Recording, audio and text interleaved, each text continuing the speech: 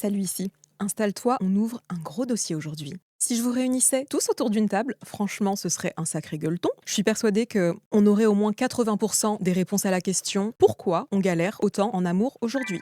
Parce qu'on le voit, parce qu'on le vit, parce qu'on le subit. On en parle entre potes, en famille, entre amis, au boulot, chez le psy, en DM, dans des vocaux de 8 minutes parfois.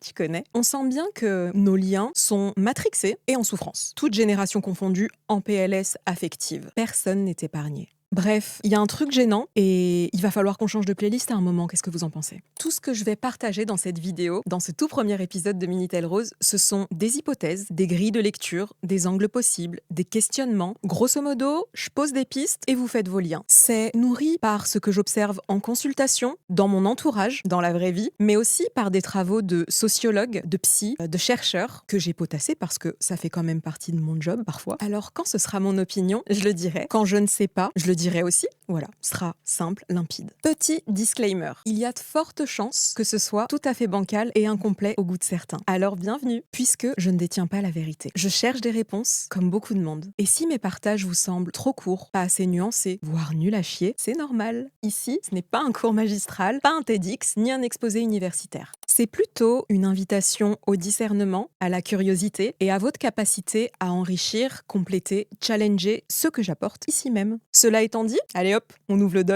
Pourquoi sommes-nous si nombreux dans nos sociétés occidentales à galérer en amour aujourd'hui ? Pour s'y retrouver, on va d'abord faire une rétrospective hyper rapide. Promis, on va pas refaire l'histoire depuis les Visigoths, juste un survol utile. Pour comprendre comment les grandes transformations ont littéralement retourné le terrain de jeu amoureux, en douceur, tranquillement tranquille. Ensuite, on zoomera sur un sujet sensible, piquant, parfois inflammable, ce que vivent les hommes et les femmes aujourd'hui dans leur rôle, leurs identités, leurs attentes, et comment peut-être tout cela complique la rencontre. Encore une fois, on ne fera pas le tour de tout dans cet épisode, faut pas pousser, mais on va déjà poser quelques briques. Allez, c'est parti, on rembobine un peu. Rembobiner pour comprendre comment la société occidentale a retourné nos liens. Avant d'aller sur Tinder, Bumble, les ghosting, je le prononce bien, dopamine et compagnie, il faut comprendre le décor. Parce que nos galères amoureuses ne sortent pas de nulle part, elles sont les enfants directs de nos transformations sociétales. On va faire un survol rapide, promis, pas de cours magistral. Grosso modo, juste ce qu'il faut pour comprendre le présent et comment on en est arrivé là. Avant les années 60, en France, c'était comment ? C'était pas forcément heureux, mais peut-être plus simple, je ne sais pas. En tout cas, le couple était une institution, un cadre social, un contrat économique, un marqueur de respectabilité. En gros, tu ne choisissais pas la bonne personne, tu entrais dans un rôle prédéfini. La famille, la religion, la tradition, tout ça tenait les murs. Alors, est-ce que c'était mieux ? Je n'en sais rien. Mais c'était probablement plus stable parce que peut-être moins exigeant. Un avis ? Moi, j'ai une question pour toi. Est-ce que tu crois qu'on peut aimer librement sans se perdre dans la liberté ? Des années 60 à 90, liberté, égalité, complexité ? Est arrivée ensuite la révolution sexuelle, le féminisme, le divorce sans faute, la pilule contraceptive, l'entrée massive des femmes dans le monde du travail. Et comme le dirait la sociologue Eva Illouz, si vous passez par là, Madame Illouz, bravo et respect. On passe d'un amour orchestré à un amour émotionnellement intensif et psychologiquement sophistiqué. Est-ce que vous me suivez ? En France, ça change tout. Les femmes reprennent leur voix, reprennent leur pouvoir, ne tolèrent plus l'injustice, c'est une bonne chose, ne veulent plus jouer un rôle qui les rapetisse, qui les ratatine. Et les hommes, de leur côté, voient leur rôle historique vaciller, doivent composer avec de nouveaux repères, reçoivent des injonctions contradictoires du style soit viril, vulnérable, tu connais la sauce. Résultat, on veut de l'égalité, de la passion, de la sécurité émotionnelle, de la liberté, du respect mutuel, de l'autonomie et de la fusion. Et tout ça dans la même relation. En gros, c'est pas un couple qu'on recherche, c'est une start-up en série A. Question pour toi. Peut-on demander autant à l'amour au couple sans s'épuiser et sans l'épuiser ? De 90 à 2020 environ, numérique, algorithme, marché amoureux. Le numérique n'a pas tué l'amour, c'est mon opinion. Il l'a probablement reconfiguré en profondeur. Bauman appelle ça l'amour liquide et Eva Illouz parle de marché affectif néolibéral. En gros, les individus deviennent des produits présentant un CV émotionnel et un capital sexuel. Et on a connu successivement Facebook, iPhone 2007, Tinder 2012, Instagram 2013. Et j'ai oublié MSN et je me souviens plus de quelle année c'était déjà, bon, tant pis. Bref, en 10 ans, on passe du « je rencontre qui vit tout près de chez moi » au « je rencontre quelqu'un, plusieurs, qui existent potentiellement dans un rayon de centaines de kilomètres, voire plus ».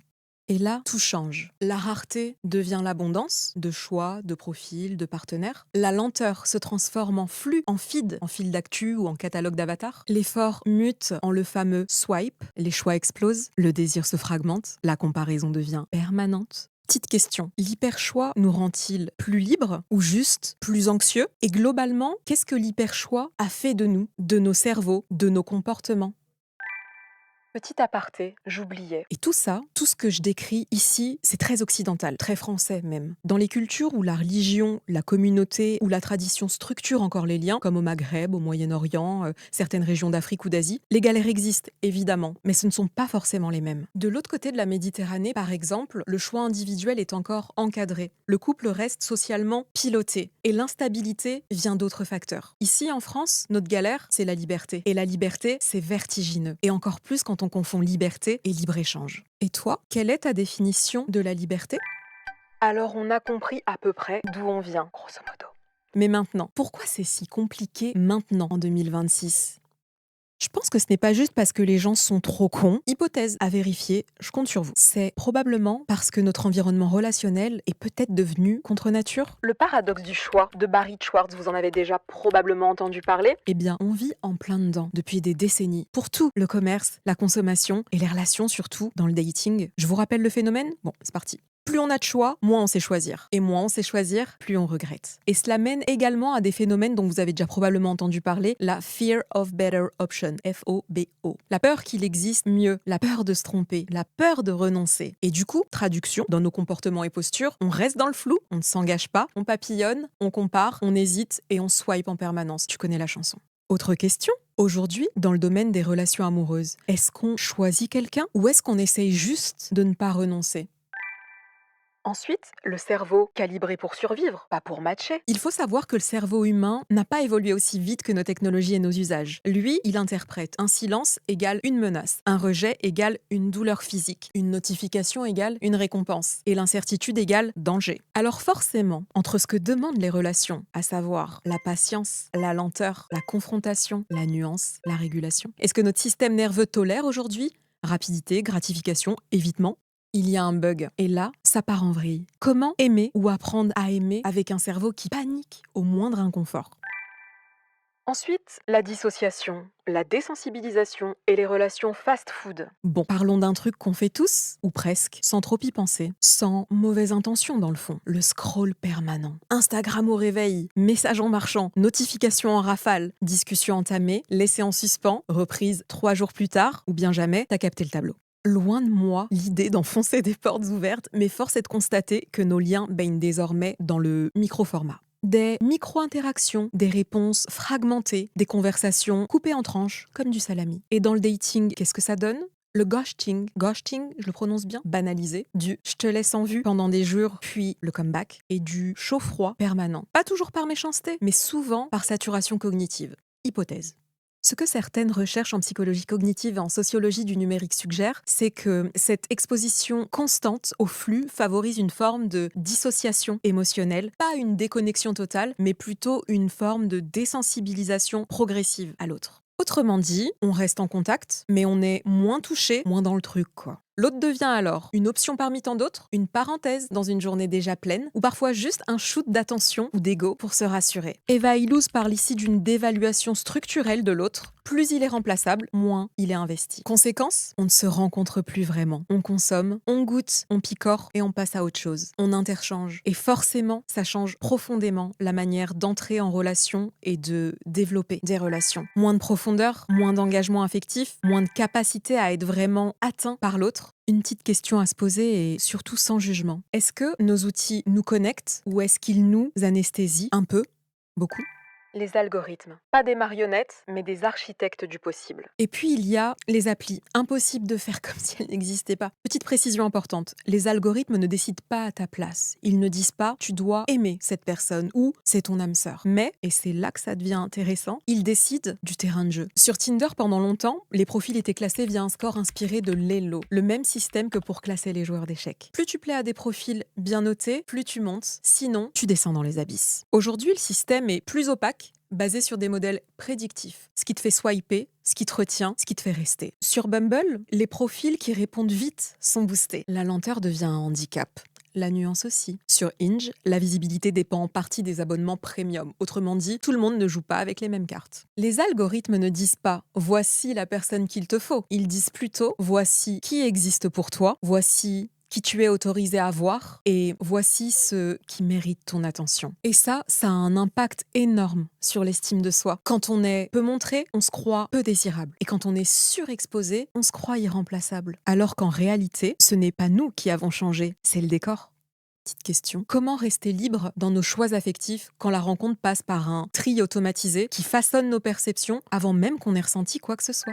Hommes et femmes en 2026. Deux boussoles qui tournent en rond. Sujet sensible, sujet passionnant, mais sujet piégé aussi. On va marcher sur des œufs, mais on va marcher quand même. Les femmes évoluent vite, très vite. Elles ont gagné en autonomie, en éducation, en exigence, et elles veulent des relations justes, équilibrées, cohérentes, qualitatives et émotionnellement matures, s'il vous plaît. Certaines sont épuisées, désillusionnées, notamment par la médiocrité des liens, des comportements ambiants. Certaines même se masculinisent pour survivre dans des environnements agressifs. Et certaines n'y croient plus. Hypothèse, les hommes cherchent leur place. Mais dans quel modèle? On leur dit d'être forts mais sensibles, virils mais vulnérables, présents mais pas envahissants, proactifs mais pas oppressants. Franchement, c'est un casse-tête. Résultat, certains s'effacent, certains fuient, certains se crispent, certains ne se positionnent même plus. Certains aussi fuient la médiocrité relationnelle et les petites cruautés que eux aussi subissent. Certains glissent dans des discours masculinistes comme refuge identitaire et certains glissent dans le mépris comme mécanisme de défense. Je schématise volontairement. Mais alors, comment se rencontrer quand chaque genre pense que l'autre est devenu son prédateur? Le clash des attentes irréalistes. On veut quelqu'un de stable, d'aligné, de passionné, mais pas dépendant, mature, fun, aligné, rassurant, surprenant, sécurisant mais pas trop. Est-ce qu'on veut partager quelque chose avec un être humain ou est-ce qu'on exige un Pokémon légendaire? Et au milieu de tout ça, une énorme fatigue relationnelle. Et au milieu de tout ça, il y a nous, pas des individus défaillants, pas des gens nuls en amour, mais des êtres pris dans un système relationnel tout à fait épuisant. Et quand on regarde les choses avec des lunettes systémiques, la question n'est plus vraiment qu'est-ce qui cloche chez nous, chez les gens, mais plutôt dans quel environnement relationnel ils évoluent et comment ils s'y adaptent. Ce que j'observe, c'est une fatigue relationnelle diffuse, moins du cynisme que de l'usure. Et ça se traduit comment ? Par de la méfiance, par de la peur, par du jugement rapide, par des phrases toutes faites qu'on entend partout et qu'on a peut-être déjà prononcées. Ça ne sert plus à rien. Ils ou elles veulent tous la même chose, tous pareil. Ils ou elles attendent trop, alors qu'ils ou elles ne sont même pas au niveau. Ce sont des raccourcis, oui, mais souvent, ce sont surtout des stratégies de protection. Dans un système où les liens sont instables, la comparaison est permanente, la remplaçabilité est la norme et où la sécurité affective devient rarissime. Les individus s'adaptent, ils investissent moins, ils se ferment plus vite et ils anticipent la déception.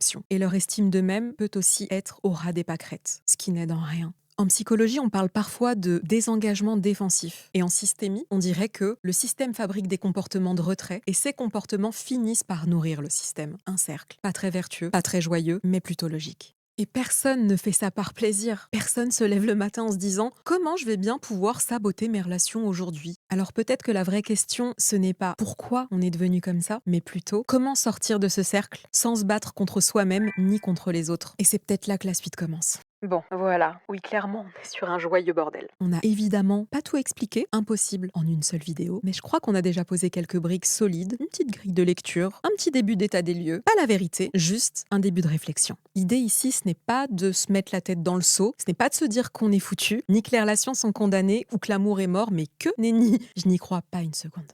Faire le scan de notre époque est utile à différents égards, parce que sans comprendre le système, on ne changera rien. On subira aussi longtemps qu'on l'acceptera, façon servitude volontaire, pour ceux qui ont la rêve. Et je le vois dans mes consultations. Oui, beaucoup de gens souffrent de ce cirque pain d'air que sont devenues nos relations, de l'hypocrisie ambiante et de cette fatigue émotionnelle généralisée. Mais je vois aussi des gens qui bougent, des gens qui changent leurs réflexes, leurs comportements, et qui arrêtent de se raconter des histoires aussi, qui créent des relations plus saines, plus claires, plus vivantes. Donc non, on n'est pas mal barré, mais on ne peut plus faire semblant. Et là, j'ai besoin de vous. De quoi avez-vous le plus envie qu'on parle maintenant? Qu'est-ce que vous voulez qu'on approfondisse et qu'on décortique dans l'épisode 2? Dites-le moi en commentaire. Posez vos questions, posez vos témoignages et vos désaccords aussi. Soyez courtois et en bonne intelligence, toujours. Et si vous avez des lectures, des films, des ressources qui nous aideront à comprendre l'époque, mettez-les aussi et on fera circuler. On se retrouve très vite et d'ici là, prenez soin de vos liens et de vous.